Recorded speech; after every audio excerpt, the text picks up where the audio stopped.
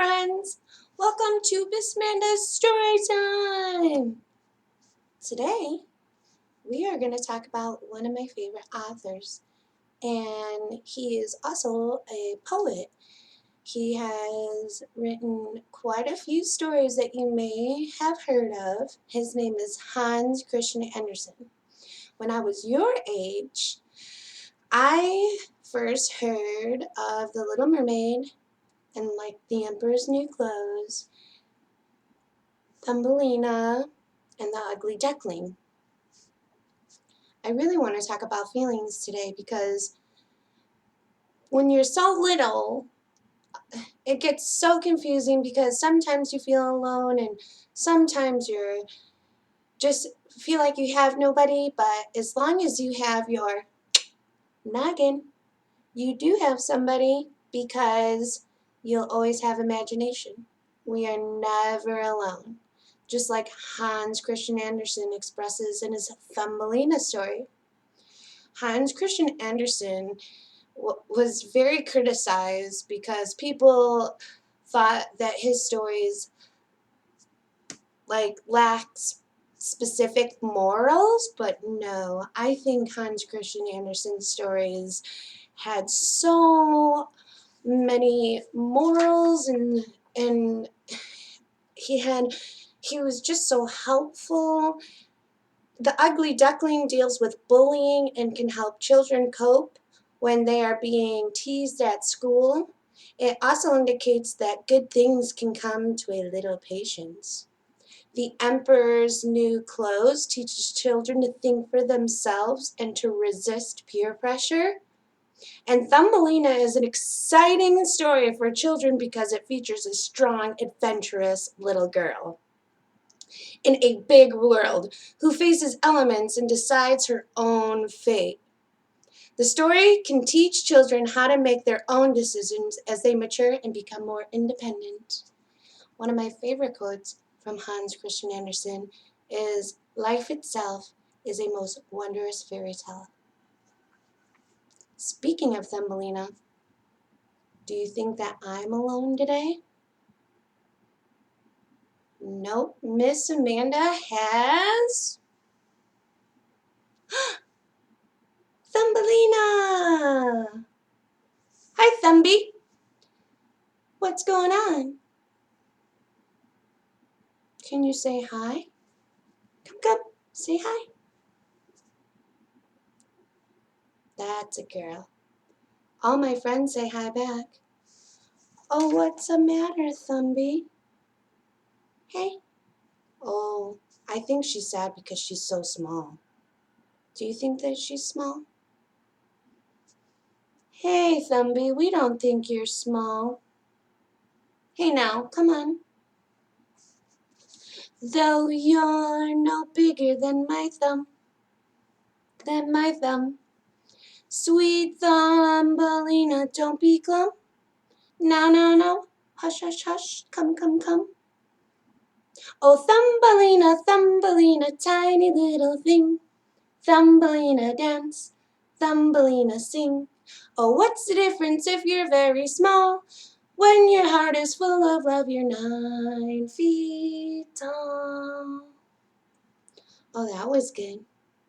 Though you're no bigger than my toe, Sweet Thumbelina, grow. No, hush, hush, hush, come.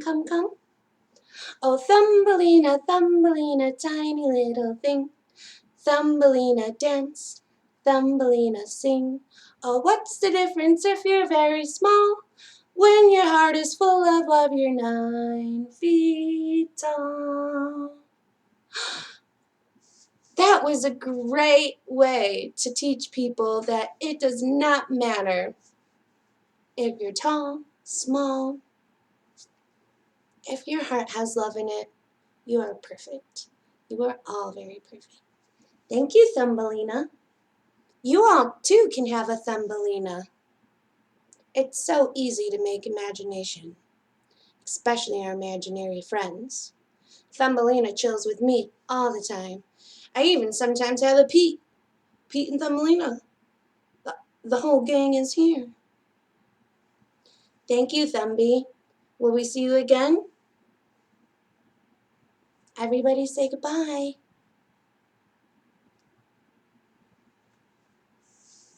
That was a great little visit from Thumbelina. We also have a story about an ugly duckling, which teaches us that no matter what you look like, you should never be mean to people. You should always be nice, because you never know. Inside, you can always be beautiful, and you're always beautiful on the outside. Because there once was an ugly duckling with feathers all stubby and brown, and the other birds in so many words said, "Get out of town. Get out, get out, get out of town." And he went with a quack and a waddle and a quack and a flurry of idle down. That poor little ugly duckling went wandering far and near, but at every place they said to his face, "Now get out of here. Get out, get out, get out of here." And he went with a quack and a waddle and a quack and a very unhappy tear. All through the winter time he hid himself away, ashamed to show his face, afraid of what others might say. All through the winter in his lonely clump of wheat, till a flock of swans spied him there, very stood agreed, "You're a very fine swan indeed." A swan? Me a swan? Oh, go on. And he said, "Yes, you're a swan. Take a look at yourself in the lake and you'll see." And he looked and he saw and he said, "I am the swan. Whee! I'm not such an ugly duckling, no feathers all stubby and brown.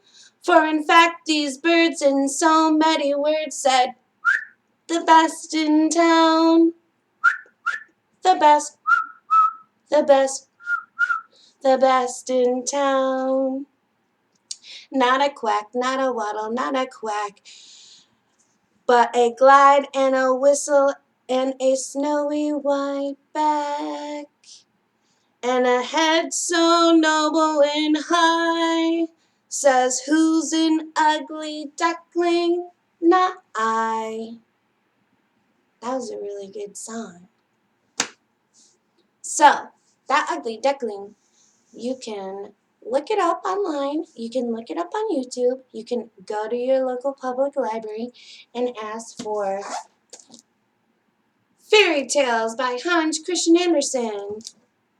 Or we have plenty of little stories like The Princess and the Pea.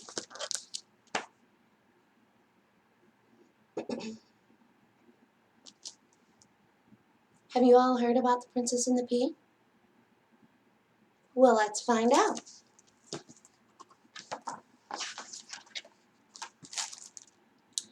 A long time ago, there lived a prince who was looking for someone very special to marry him. But that someone had to be a real princess. The prince met lots of young ladies who wanted to marry him. Some of them were very pretty, and some of them were very rich, and some were very smart.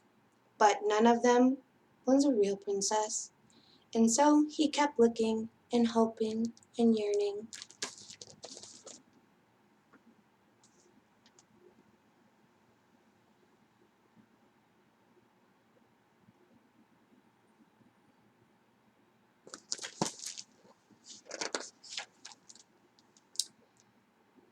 The prince wore out his shoes dancing with all the eligible young ladies. He wore himself out going to parties with them, and he talked with them until he was so tired that he couldn't talk anymore. But still, he couldn't find a real princess.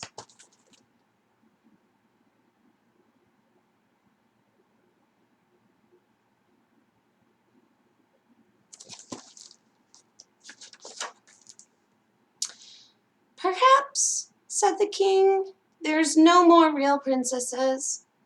Maybe, said the queen, all the real princes have already found their prince.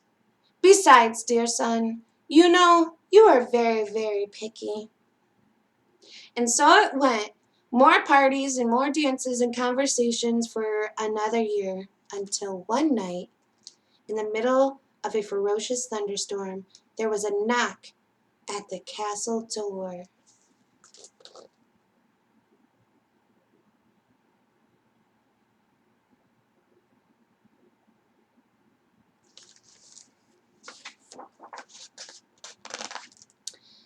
The king was up late. The thunder had wakened him, you see, and so he went to the door. Outside stood a young woman. She was soaking wet. Please give me shelter, she implored. The king, worried, asked how she came to be alone in the night. My family and I were traveling through the forest. It was so dark and stormy that we lost each other. I walked until I saw the light in the castle.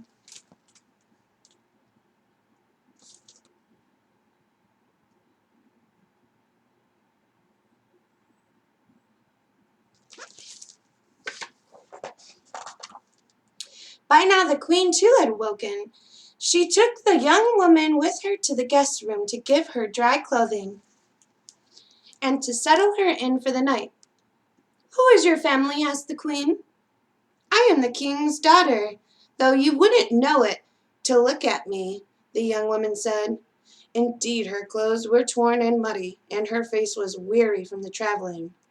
Thought the queen. We'll soon see if she's a real princess. Real princesses are very sensitive.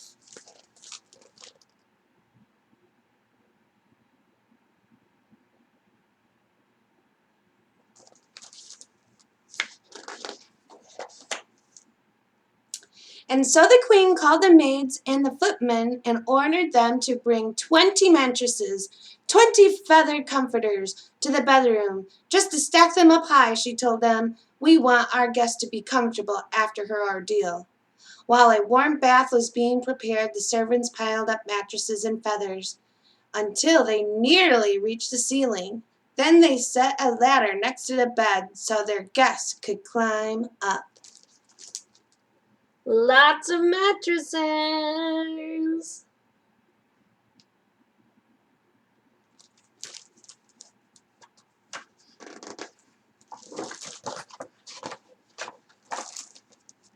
After the servants left, the queen took one small green pea that she had gotten from the kitchen and tucked it under the bottom of the mattress as her arm could reach. When the young visitor was ready for bed, the queen helped her climb the ladder to the top of the stack of mattresses, blew out the candle, and wished her good night and pleasant dreams.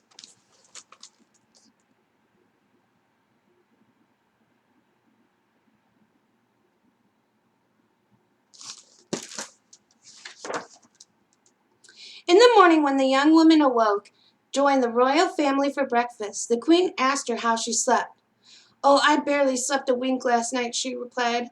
I must have strained my back in the forest because it felt like I was sleeping on stone and not on the stack of mattresses and feather comforters that you prepared for me.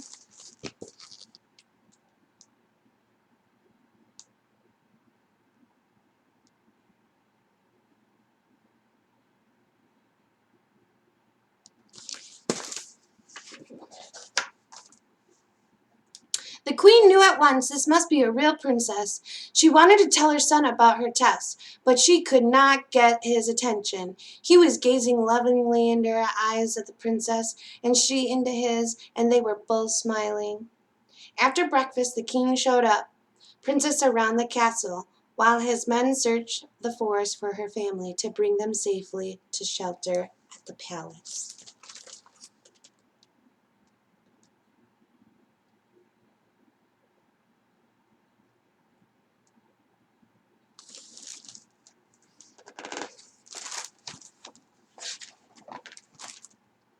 When the queen was finally alone with the prince, she said to him, "I think she's the one, son."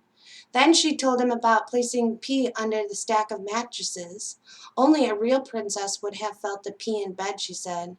"Thank you, mother," said the prince, "but I didn't need a pea to tell me she is a real princess. I could see it in the gentleness of her eyes, hear it in the softness of her voice, and feel it in the kindness of her heart."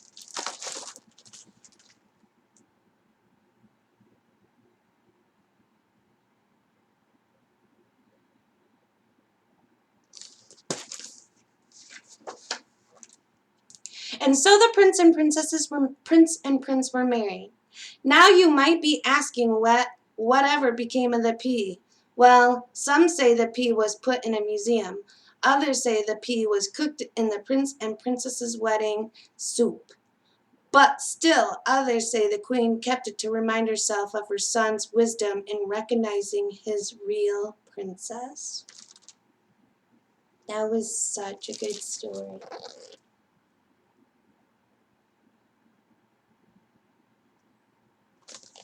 The end. And on another side note, Hans Christian Andersen's birthday was April 2nd, last week. So I hope you guys enjoyed learning about Hans Christian Andersen and meeting Thumbelina and talking about our feelings and knowing that you are never alone because you always have your imagination. And if you ever want to befriend Hans Christian Andersen, come over to the library and let's look up some of his books and his stories. Until next time, friends. Bye.